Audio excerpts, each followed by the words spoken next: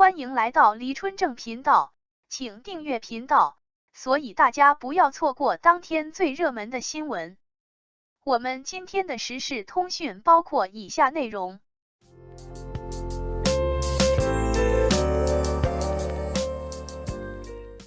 被称乐华台柱子的王一博，再次证明了他的江湖地位。论内与顶级的经纪公司，乐华算一个。但就在本月16日，却传出了危险的信号。了解该公司的都知道，他们旗下的王一博是公司的台柱子，但确实没想到他们会这样依赖王一博，这也再次证明了他的江湖地位。就现在流量小生的格局来说，王一博是领头人，但从去年开始，他就低调不少。有人说他外强内虚，但细扒之后发现他才是真正的人间清醒。01相信很多人都是通过《偶像练习生》这档综艺注意到这个公司的。杜华大手一挥，送了7位素人去选秀，也就是很多人熟知的乐华妻子。最后有3人成功出道，不过公司最早靠的还是韩庚。现在的他也是公司的合伙人，或许他就是爸妈口中别人家的孩子。韩国某公司在中国选人的时候，3000:1的比例，他都可以入选。后来，他也成为了首位在韩出道的中国人。Super Junior 在那时也是大热组合，可独自一人在异国他乡打拼哪有那么容易？再加上一身的伤病，他解约了，也顺势回到了国内。那时，相当多的大公司都向他抛去了橄榄枝，可杜华却拿出了股份这个诱人的条件。不过，更让韩庚满意的还是公司帮他处理韩国的一些麻烦。就这样，这个名不见经传的小公司签到了顶流。1年一人赚8位数是什么概念？他给公司挣够了发展的资金，当然还有爱豆出道的经验。杜华也很聪明。此时，国内的偶像产业还是蓝海市场，于是他改变了公司的经营模式，开始往偶像团体这个方向发展。2014年，乐华推出了一个叫 UNIQ 的男团，他也不吝啬给团队造势。遗憾的是，这个团没有走红。所以说，那时的王一博还只是公司一个默默无闻的艺人。2016年，公司又推出了一个叫宇宙少女的女团。遗憾的是，这个团也是昙花一现。虽然孟美岐和吴宣仪后来又通过创造101走红，但前者因为绯闻深陷泥潭，后者迟迟拿不出作品。而此时3位从偶练出来的艺人，他们的事业还在起步阶段，并且都在团里活动。近期大火的 BGM Good Things 就来自这个团体。9% 这个组合几乎成为了内娱选秀的巅峰。遗憾的是，1年多就解散了。此时的范丞丞等人正处在人生的十字路口，是唱歌还是演戏呢？本以为杜华的偶像梦破碎了，没想到王一博红了。02哈尔滨凭借旅游业赚得盆满钵满后，各省纷纷出奇招。河南不仅用上了美男计，还请来了王一博宣传。评论区的网友纷纷闻讯赶来。不得不说，偶像的力量就是大。王一博这个像白牡丹一样的男人成功吸引到了游客。的确，他的颜值算上乘，但他的舞跳得更好。为此，他还耽误了学业。有一说一，他的确不是科班出身，读的书也少。但是，学历不是检验这个人是否优秀的唯一标准，这不能和能力划等号。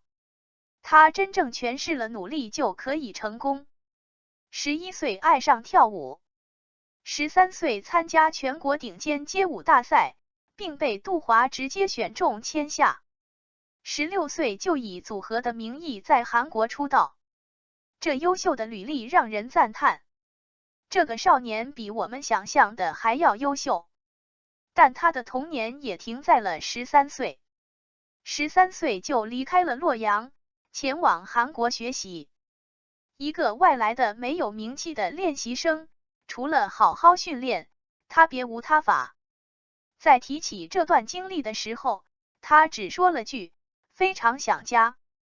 可杜华在一次节目中细致地谈论了王一博这段过往。除了日复一日的练习，还要面临各种各样的考核。可以说，王一博身上有着不属于这个年纪的成熟。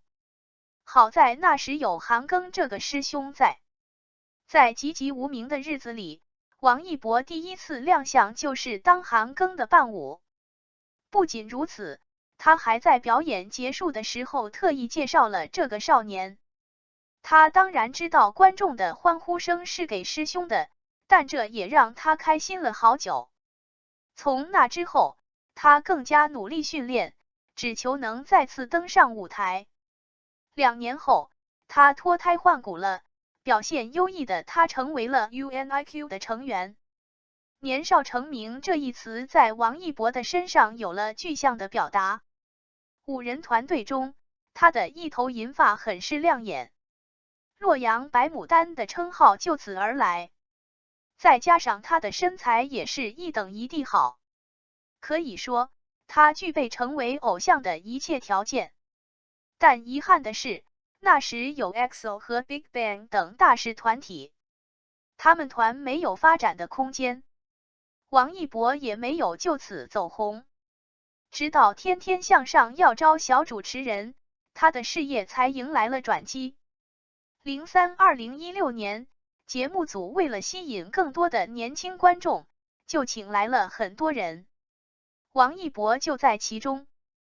这17位少年经历了重重选拔，只有舞技高超的王一博被留下了。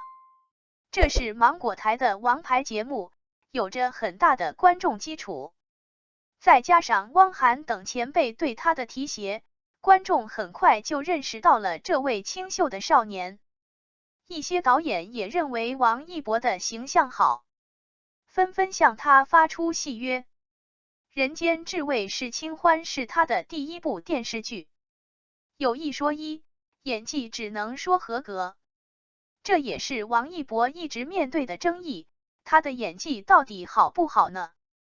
就拿《陈情令》来说，这部剧无论从讨论度还是播放量来看都非常成功。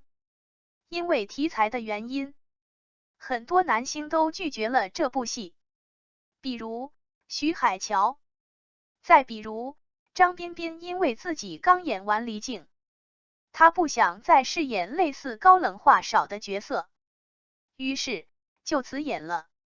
或许连制片人都没有想到这个大 IP 没有人愿意接，在其他人纷纷辞演后，这才轮到了王一博。其实有时候演员能不能红要看运气，这部剧也成为了王一博事业的转折点。原著中的蓝湛是世家公子，清冷雅正两词就是最好的形容。剧中的他多穿着白衣，偏偏公子似乎跃然纸上。虽说蓝湛很高冷，但他却是个嘴硬心软的人。认识魏无羡之后，两人一起成长，一起匡扶正义。肖战的演绎方式是张扬，而王一博是内敛。在采访中，王一博也说，这个角色的内心戏很多。不得不说，这类高冷台词少的角色不好表达。但王一博就是韩光君，本来就对演戏感兴趣，还有了代表作。此时的王一博决定把事业重心往演员这个身份倾斜。不得不说，红了就是好。他直接取得和赵丽颖合作的机会。遗憾的是，这部剧改编后和原剧本变动较大。尤其是男女主的感情戏删掉了很多。当然赵丽颖的颜值也是槽点，毕竟那时的她刚生完孩子，状态还没有完全恢复。王一博也是如此，有人就认为他的状态不如陈情令。当然，他最大的争议也来了，面瘫式演技，这一点也体现在了风起洛阳中。有人说他从头到尾一个表情，这样的双目无神真的不适合出演少年。还有就是原声台词含含糊糊，从头到尾都一个音调。04对于这些争议，王一博没有回应，但他没有回避。他曾明确表示自己对表演有野心，在爆红后的第2年，他就对事业重新做了规划，他要进军电影圈。王一博也得到了和影帝合作的机会，两人放在一起，梁朝伟的状态和演技都更胜一筹，他就是妥妥的电影脸，而王一博的帅气在大荧幕上就削弱不少，就导致他的表情无法更好的传达给观众。但为何要拿他和老戏骨相比呢？看过电影的都知道，王一博进步不小，他的表演开始有层次了。金鸡奖的提名就是对他最大的肯定，而且和王一博合作过的都对他赞口不绝。大佬于东提起他的时候，满眼笑意。而长空之王的导演也不吝啬对他的赞美之词。王一博非常敬业，主动认真学习，从来都不把自己当明星。当然，为了更贴合角色，他开始增肌，这也是有人说他胖了的原因。8.44亿元的票房只能说合格，但这是王一博电影路上的一次尝试。去年他主演的《热烈一片》票房也很是可观，虽然不能为票房论，但这里面却能说明很多东西。观众开始为王一博的电影买单了，他已转型成功。除了影视，大家对王一博的印象就是街舞中的队长。在综艺中，他总是可以拿出最好的状态。在舞蹈领域，他真的闪闪发光，舞台媚而不俗，表演有生命力。身为队长，他也很细心，会一边一边的教导队员，是个不可多得的负责任的好队长。但这几年却鲜少在片场之外见到他，他消失了。但这对演员来说是好事。就王一博就2次参加活动的状态，发现他是个妥妥的爱人。但他也有自己的世界。他曾表示自己非常幸运可以尝试热爱的东西。当然了，他不轻易爱，有了就会尽全力。比如赛车，或许很多人都不知道他是一个职业赛车手，或许有人认为他是在玩，但能做到极致也是他的本事。2019年，王一博还加入了车队，他骑车的模样好飒。王一博太清楚自己想要什么了，受尽争议的他早就学会了沉默。电影人、赛车手、舞者，他的身份是多变的。看了王一博的过往，或许可以理解他为何能在各个领域闪闪发光。看了他的坚持，或许可以知道为何他能成为乐华的台柱子。